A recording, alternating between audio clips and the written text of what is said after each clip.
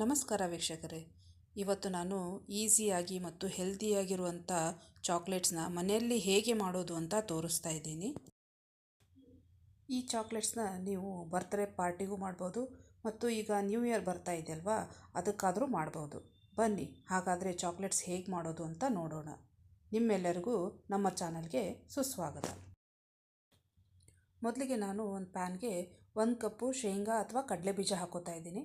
ಇದನ್ನು ನಾವು ಚೆನ್ನಾಗಿ ಹುರ್ಕೋಬೇಕು. ಈ ಶೇಂಗಾವನ್ನು ಸ್ವಲ್ಪ ಕಂದು ಬಣ್ಣ ಬರೋವರೆಗೂ ಹುರ್ಕೋಬೇಕು, ಅಥವಾ ಅದರ ಸಿಪ್ಪೇನಿರುತ್ತಲ್ಲ ಅದು ಬೇರೆ ಆಗುವವರೆಗೂ ಹುರ್ಕೋಬೇಕು. ಅಷ್ಟು ಹುರಿದ್ರೆ ಸಾಕು. ನೋಡಿ, ಇದು ಹುರಿದಿದ್ದಾಗಿದೆ. ಈಗ ಗ್ಯಾಸ್ ಆಫ್ ಮಾಡ್ಕೊಳ್ಳೋಣ.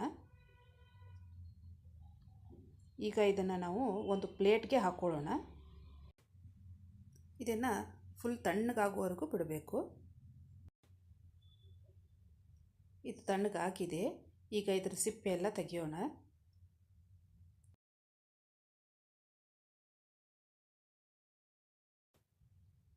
ನೋಡಿ, ಈಗ ಇದರದ್ದೆಲ್ಲ ಸಿಪ್ಪೆಯನ್ನು ತಕ್ಕೊಂಡಿದ್ದೀನಿ ನಾನು.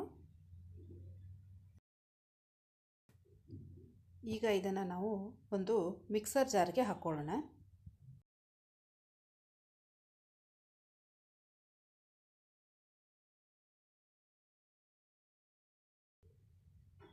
ಈಗ ಇದಕ್ಕೆ ಅರ್ಧ ಕಪ್ನಷ್ಟು ಬೆಲ್ಲ ಹಾಕೋತಾ ಇದ್ದೀನಿ. ನೀವು ಬೇಕಾದರೂ ಸಕ್ಕರೆನೂ ಹಾಕೋಬೋದು.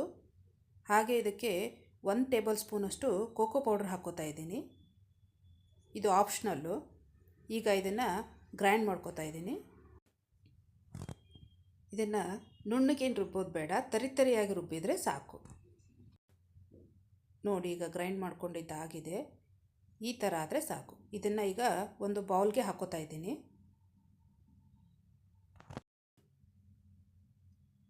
ನೋಡಿ, ಈ ಥರ ತರಿಯಾಗಿ ರುಬ್ಕೋಬೇಕು. ಇಷ್ಟಾದರೆ ಸಾಕು. ಈಗ ಇದನ್ನು ಚೆನ್ನಾಗಿ ಕಲಿಸ್ಕೊಳ್ಳೋಣ.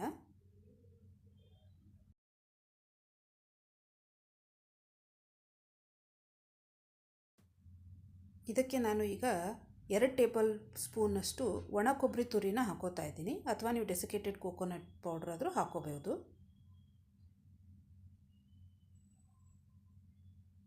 ಹಾಗೆ ಇದನ್ನು ಚೆನ್ನಾಗಿ ಮಿಕ್ಸ್ ಮಾಡ್ಕೊಳ್ಳೋಣ.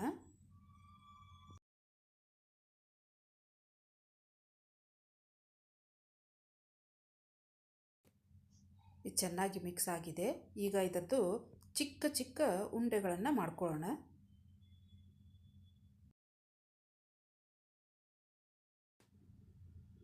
ನೋಡಿ, ಈ ಥರ ಇಷ್ಟು ಚಿಕ್ಕದಾದರೆ ಸಾಕು.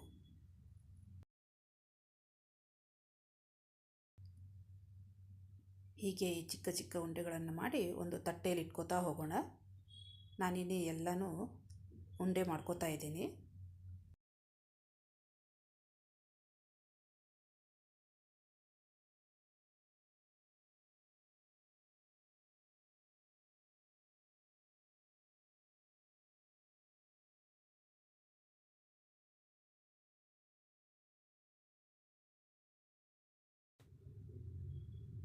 ನಾನಿಲ್ಲಿ ಎಲ್ಲ ಉಂಡೆನೂ ಮಾಡ್ಕೊಂಡಿದ್ದೀನಿ. ಈ ಸೈಜ್ ಆದರೆ ಸಾಕು. ಈಗ ಚಾಕ್ಲೇಟ್ ಮೆಲ್ಟ್ ಮಾಡ್ಕೋತಾ ಇದ್ದೀನಿ. ಅದಕ್ಕೋಸ್ಕರ ಒಲೆ ಮೇಲೆ ಒಂದು ಪಾತ್ರೆ ಇಟ್ಟು ಅದಕ್ಕೆ ಸ್ವಲ್ಪ ನೀರು ಹಾಕ್ಕೊಂಡಿದ್ದೀನಿ.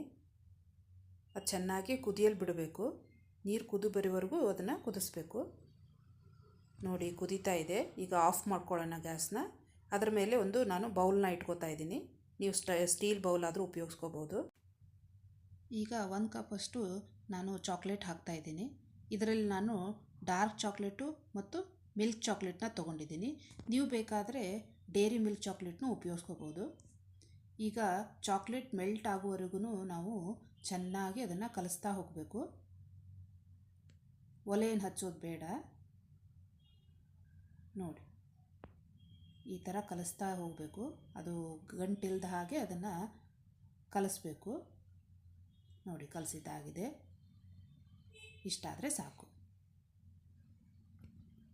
ಈಗ ಅದನ್ನು ಒಂದು ಸೈಡ್ಗೆ ಇಟ್ಕೊಳ್ಳೋಣ. ಈ ಚಿಕ್ಕ ಚಿಕ್ಕ ಬಾಲ್ ಮಾಡಿದ್ದೀವಲ್ವ, ಅದನ್ನು ನಾವು ಈ ಚಾಕ್ಲೇಟ್ನಲ್ಲಿ ಅದ್ಬಿಟ್ಟು ಅದನ್ನ ಒಂದು ಬಟರ್ ಪೇಪರ್ ಮೇಲೆ ಇಟ್ಕೊಳ್ಳೋಣ.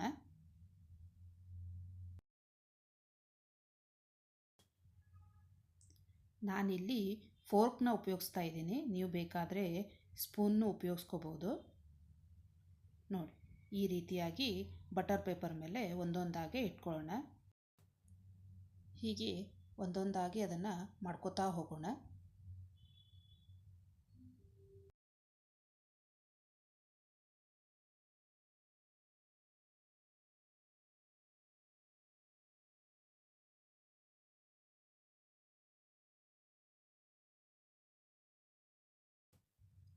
ಈಗ ನಾನು ಇದ್ರ ಮೇಲೆ ಕಲರ್ ಶುಗರ್ ಬಾಲ್ಸ್ ಬರುತ್ತಲ್ಲ, ಈ ಕೇಕ್ ಡೆಕೋರೇಷನ್ಗೆಲ್ಲ ಯೂಸ್ ಮಾಡ್ತಾರಲ್ವ, ಅದನ್ನು ಹಾಕ್ತಾಯಿದ್ದೀನಿ.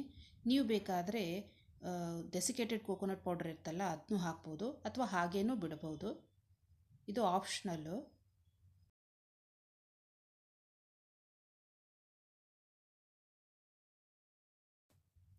ಈಗ ಇದನ್ನು ನಾವು ಒಂದು 30 ನಿಮಿಷ ಫ್ರಿಜ್ನಲ್ಲಿಡೋಣ, ಅಂದರೆ ಅದು ಸೆಟ್ ಆಗಲಿ ಅಂತ. ನೋಡಿ, ಇದು ಸೆಟ್ ಆಗಿದೆ. ಈಗ ನಾವು ಇದನ್ನು ಈಸಿಯಾಗಿ ರಿಮೂವ್ ಮಾಡ್ಬೋದು. ನಾನು ಒಂದು ತೋರಿಸ್ತೀನಿ ನೋಡಿ. ಎಷ್ಟು ಚೆನ್ನಾಗಿ ಬಂದಿದೆ ಅಲ್ವ. ನೋಡಿದ್ರಲ್ಲ ವೀಕ್ಷಕರೇ, ಮನೆಯಲ್ಲೇ ಎಷ್ಟು ಸುಲಭವಾಗಿ ಚಾಕ್ಲೇಟ್ಸ್ ಹೇಗೆ ಮಾಡೋದು ಅಂತ. ಮಕ್ಕಳ ಬರ್ತ್ಡೇಗೆಲ್ಲ ಈ ಚಾಕ್ಲೇಟ್ಸ್ನ ನೀವು ಮಾಡ್ಬೋದು. ನೋಡಿ, ಈಗ ನಾನು ಇದನ್ನು ಒಂದು ಕಟ್ ಮಾಡಿ ತೋರಿಸ್ತೀನಿ ಒಳಗಡೆ ಹೇಗೆ ಬಂದಿದೆ ಅಂತ. ನೋಡಿ ಎಷ್ಟು ಚೆನ್ನಾಗಾಗಿದೆ ಅಂತ. ಈ ಥರ ಚಾಕ್ಲೇಟ್ಸ್ನ ಮನೆಯಲ್ಲೇ ಮಾಡಿಕೊಟ್ರೆ ಮಕ್ಕಳು ಇಷ್ಟಪಟ್ಟು ತಿಂತಾರೆ, ಹಾಗೂ ನಮಗೂ ಖುಷಿ ಇರುತ್ತೆ ಮನೆಯಲ್ಲಿರೋದು ಹೆಲ್ದಿಯಾಗಿರೋದನ್ನು ನಾವು ಮಾಡಿಕೊಟ್ಟಿದ್ದೀವಿ ಅಂತ. ಸೊ ನೋಡಿದ್ರಲ್ಲ ವೀಕ್ಷಕರೇ, ಮನೆಯಲ್ಲೇ ಚಾಕ್ಲೇಟ್ನ ಹೇಗೆ ಮಾಡೋದು ಅಂತ.